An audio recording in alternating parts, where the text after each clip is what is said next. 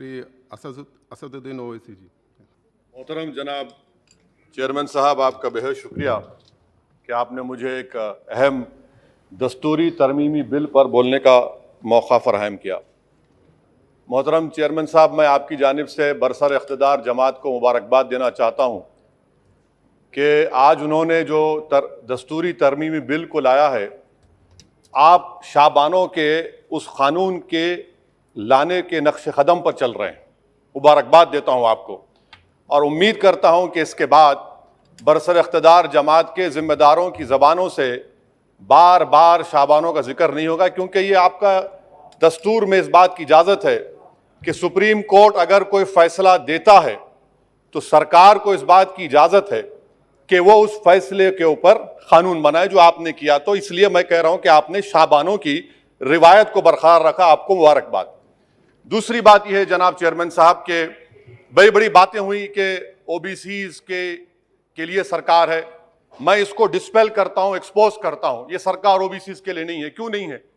National commission of scheduled caste, national commission of scheduled tribe जो है 338B में उनको जो इख्तियार दिया गया है वो प्लान एंड पार्टिसिपेट करने का।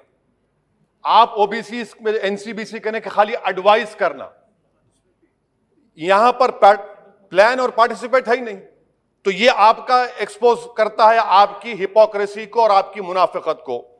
दूसरी बात यह है कि रोहिणी कमीशन ने कहा कि 10% ओबीसी 50% रिजर्वेशन को हासिल कर रहे हैं और 20% जाते हैं, इनको कुछ नहीं मिल रहा है। तो सब कैटेगराइजेशन क्यों नहीं कर रहे आप? अगर आप ओबीसीज के लिए हैं तो उन मखसूस कास्ट के लिए आप हैं, आप तमाम ओबीसीज के लिए नहीं है। ये आप ही का रोहिणी कमीशन ने आया है। तो सब कैटेगराइजेशन आप करेंगे नहीं करेंगे?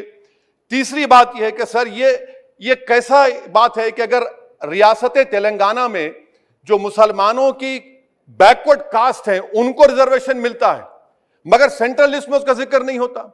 तो एक ऐसा कानूनी मैकेनिज्म बनाने की जरूरत है कि अगर किसी स्टेट और रियासत में वो ये तय करती है कि ये हमारे स्टेट की ओबीसी है तो सेंट्रल लिस्ट में उसका रिफ्लेक्ट होना चाहिए। मिसाल के तौर पर बिहार में सुरजापुरी जात का जिक्र ही नहीं है सेंट्रल लिस्ट में, तो इसका हुकूमत करेगी नहीं करेगी। चौथी बात यह है कि आप क्यों डर रहे हैं?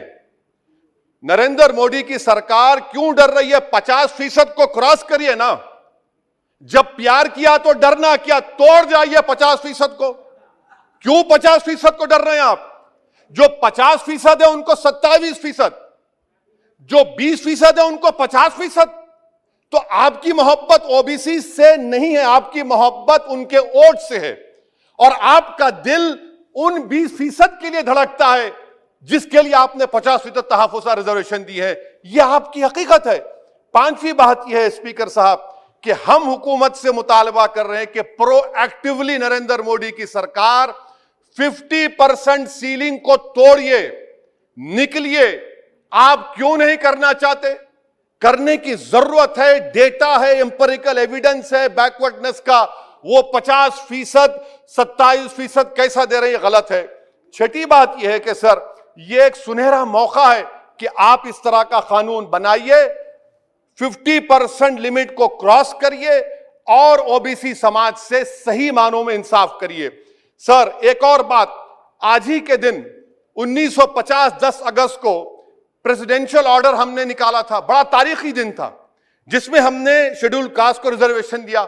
मेरा हुकूमत से मुतालबा है, मैंने कांग्रेस की हुकूमत थी वहां बैठता था मैं, आज यहां बैठकर भी तीसरी मर्तबा कह रहा हूं कि 1950 का प्रेसिडेंशियल ऑर्डर रिलीजन के बुनियाद पर बनाया गया जो राइट टू इक्वालिटी के खिलाफ है, जो राइट टू इक्वालिटी के खिलाफ है।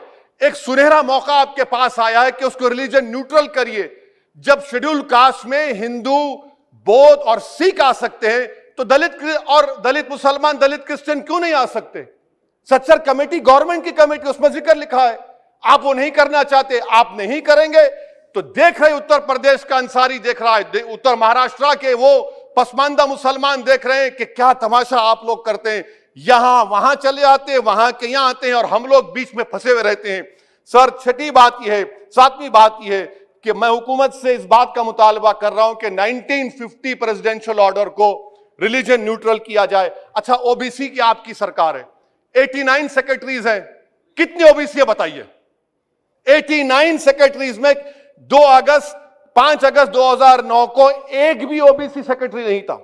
एक शेड्यूल कास्ट और 3 एसटी थे। मुबारक हो आपको, आपकी मोहब्बत ये है, डेटा कह रहा है, मैं नहीं कह रहा हूं, आप मुझे झूठ साबित कर दीजिए। अच्छा, सेंट्रल यूनिवर्सिटी में सर, सेंट्रल यूनिवर्सिटी में 51.6% ओबीसी के पोस्ट वैकेंट हैं। इसीलिए मैंने कहा कि आपको उनके वोट से मोहब्बत है, उनको जमीन से आसमान पर उठाने से आपको कोई मोहब्बत नहीं है। यह हकीकत है सर।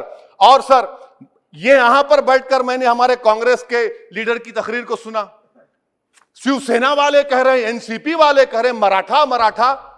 भाई साहब, महमूदुर रहमान कमेटी की रिपोर्ट ने कहा था महाराष्ट्र में कि मुसलमान सोशली एजुकेशनल बैकवर्ड है, जो बॉम्बे की हाईकोर्ट ने उसको अपहेल्ड किया। और आप सिर्फ मराठाओं की बात करते हैं, मुसलमानों की बात क्यों नहीं करेंगे?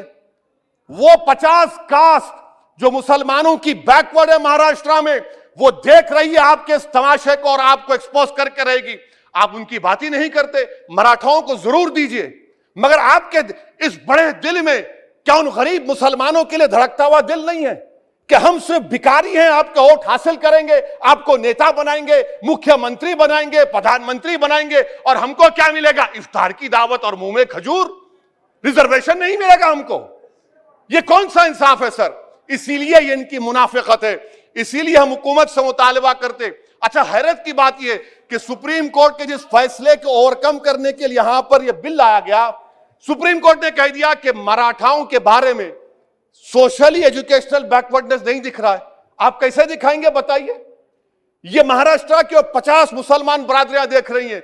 इसीलिए हम हुकूमत से कहना चाहते हैं कि, और मोदी सरकार से, कि आप ओबीसीज के अपलिफ्टमेंट के लिए नहीं हैं, आप मजलूम के साथ नहीं हैं, आप कमजोर के साथ नहीं हैं, आप बेरोजगार के साथ नहीं है।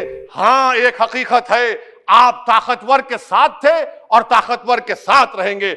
आपको वोट की जरूरत है, ओबीसीज और वो जो मुसलमान बरादरियां नीचे, उनको उठाने की जरूरत नहीं है। स्पीकर साहब, ये बिल यकीनन अच्छा है, मैं इसकी तायीद करता हूं। और गालिब ने बड़ा खूब कहा था कि ये जो तमाशा मैं देखता हूं कि बजीचे अतफाल है, दुनिया मेरे आगे, होता है सब शब रोज, तमाशा मेरे आगे। शुक्रिया सर।